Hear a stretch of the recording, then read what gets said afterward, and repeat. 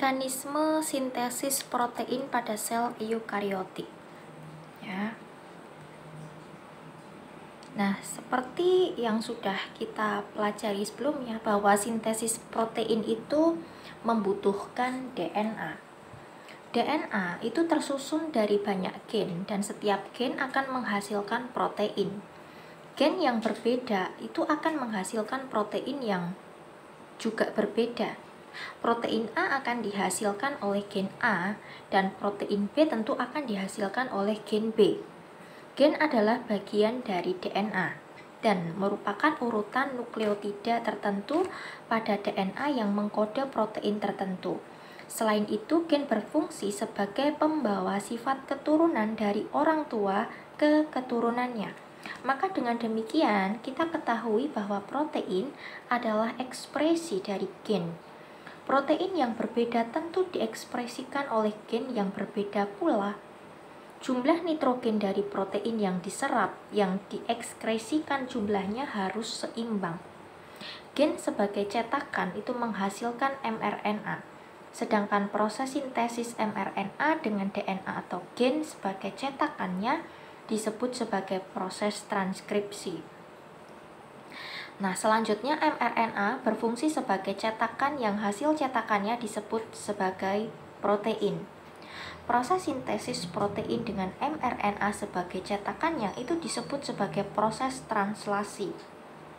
Nah, perlu kita ketahui bahwa tidak semua gen pada DNA itu bisa menjadi protein. Gen yang bisa ditranskripsikan dan kemudian ditranslasikan sampai menjadi protein adalah gen kelas 2. Sedang dua gen yang lain yaitu gen kelas 1 dan 3 itu hanya ditranskripsikan.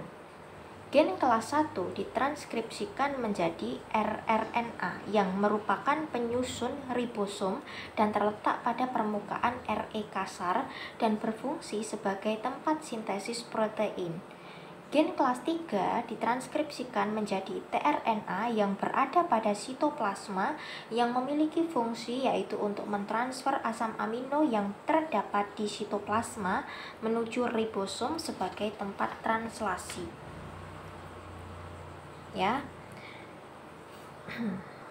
Jadi gen itu adalah urutan nukleotida tertentu yang ada pada DNA. Dan DNA berada di dalam inti sel. Pada sel eukariot, satu gen terdiri dari satu promoter yang disebut dengan monosistronik.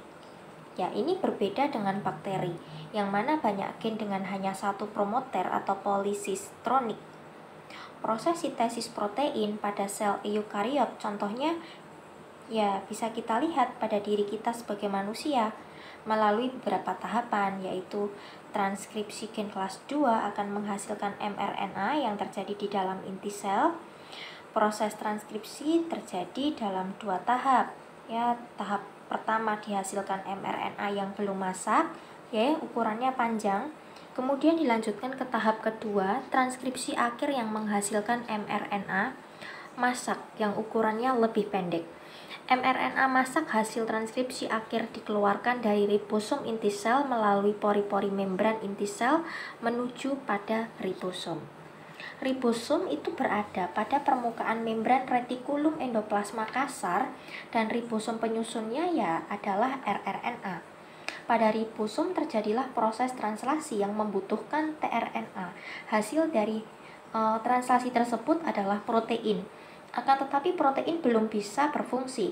Sesudah proses translasi itu selesai akan menghasilkan protein yang belum bisa digunakan karena hanya merupakan rangkaian asam amino belaka dan belumlah sempurna.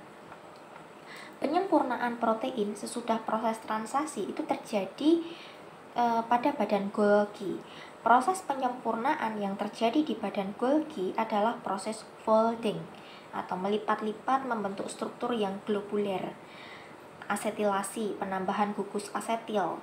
Metilasi, penambahan gugus metil.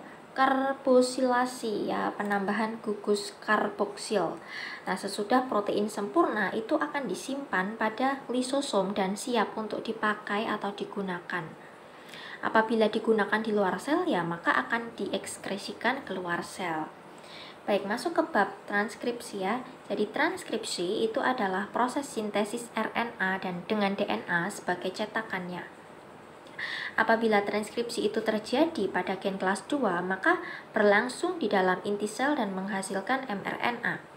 Proses transkripsi tentu harus diawali dengan ketersediaan cetakan DNA. Cetakan itu akan tersedia diawali dengan terjadinya denaturasi. Ya, perlu kita ingat bahwa tidak semua gen pada DNA itu akan mengalami denaturasi. Hanya gen tertentu yang akan ditranskripsikan. Proses denaturasi dalam sel kita terjadi dengan adanya enzim kirase yang akan memotong ikatan hidrogen sehingga DNA tersebut itu akan menjadi 2 strand yang terpisah dan masing-masing strand akan menjadi cetakan. Proses transkripsi awal menghasilkan mRNA imatur yang ukurannya panjang karena semua bagian gen struktural atau intron dan ekson itu ditranskripsikan, sedangkan transkripsi akhir itu akan terjadi pemotongan pada mRNA imatur pada bagian yang diekspresikan oleh bagian intron dari gen struktural sehingga dihasilkanlah mRNA matur yang ukurannya lebih pendek. Ya, proses transkripsi itu terjadi melalui 3 tahapan, yakni yang pertama, inisiasi transkripsi atau pengawalan, yang kedua, elongasi transkripsi atau pemanjangan, yang ketiga, terminasi transkripsi atau pengakhiran. Inisiasi transkripsi merupakan awal mulainya transkripsi yang mana protein regulator dan RNA polimerase mulai menempel pada promoter dari gen yang adalah bagian dari DNA. Inisiasi transkripsi mulai dari ujung 5 ke arah 3 ya. Pada proses transkripsi selain dibutuhkan enzim RNA polimerase itu juga dibutuhkan substrat dari enzim tersebut. Nah, substratnya adalah ribonukleotida, yakni nukleotida yang komponen gula pentosanya adalah ribosa yang biasanya sering diberi nama NTP atau nukleotida trifosfat, yakni nukleotida dengan 3 gugus fosfat. Macam-macam NTP adalah GTP atau guanosin trifosfat, kemudian CTP atau citosin trifosfat, kemudian yang ketiga adalah UTP atau trifosfat, yang keempat ATP atau adenosin trifosfat. Enzim RNA polimerase lah yang menentukan kapan proses transkripsi itu dimulai dan kapan pula transkripsi itu haruslah berakhir. Elongasi transkripsi. Sesudah inisiasi transkripsi selesai, maka dilanjutkan dengan proses elongasi transkripsi. Setelah enzim RNA polimerase itu bergerak sampai gen struktural diikuti dengan menempelnya ribonukleotida bebas ya, itu gugus fosfat yang terletak pada atom C5 dari gula ribosa pada gugus OH yang terletak pada atom C3 dari ribonukleotida pada molekul RNA yang sedang tumbuh ya, itu hasil dari inisiasi transkripsi. Sesudah RNA polimerase sampai pada urutan nukleotida tertentu yang disebut terminator, maka proses penambahan ribonukleotida itu akan berhenti yang disebut sebagai terminasi transkripsi. Transkripsi awal sudah selesai yang menghasilkan mRNA imatur. Kemudian dilanjutkan dengan proses pemotongan mRNA imatur pada sekuensi yang diekspresikan oleh bagian intron. Nah, akhirnya mRNA menjadi lebih pendek, disebut sebagai mRNA matur. mRNA matur kemudian dikeluarkan dari dalam inti sel melalui pori-pori membran inti menuju pada ribosom yang terletak pada membran RE kasar. Ya, masuk ke bab translasi. Translasi merupakan proses sintesis protein dengan mRNA sebagai cetakannya. Proses translasi ini membutuhkan ya yang pertama mRNA, yang kedua ribosom, yang ketiga tRNA, dan yang keempat adalah asam amino. Proses translasi itu terjadi pada ribosom yang terletak pada permukaan retikulum endoplasma kasar atau RE kasar. Proses translasi dibantu oleh tRNA yang letaknya di dalam sitoplasma. tRNA itu memiliki fungsi untuk mentransfer asam amino dari sitoplasma ke ribosom. Asam amino yang terdapat pada sitoplasma setiap sel berasal dari makanan ataupun minuman yang bentuknya protein. Dalam proses penguraian menjadi asam-asam amino yang dibawa oleh darah dan diedarkan pada setiap sel yang membutuhkan. Asam amino akhirnya sampailah pada sitoplasma yang merupakan bahan untuk sintesis protein. Urutan nukleotida yang terdapat pada mRNA itu hanyalah kode. Artinya bahwa setiap 3 basa pada mRNA mengkode satu asam amino yang disebut sebagai codon. Jadi, codon merupakan setiap 3 basa pada mRNA yang mengkode satu macam asam amino.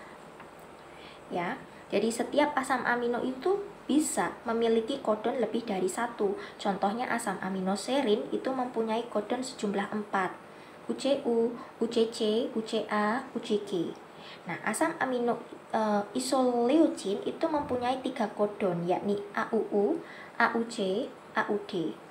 Asam amino histidin, ya, jadi asam amino histidin itu mempunyai 2 codon, ya, CAU dan CAC. Nah, selain codon dari asam amino dijumpai pula star codon AUG yang kebetulan mengkode asam amino metionin.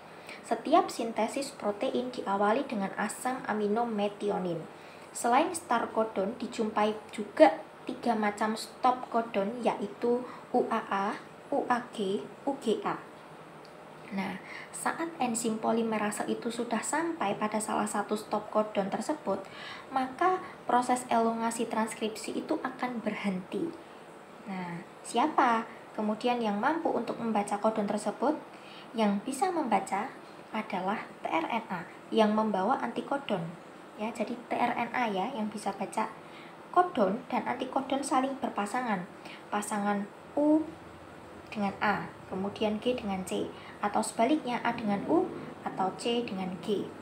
Nah, dalam hal ini kodon ada pada mRNA dan antikodon pada tRNA.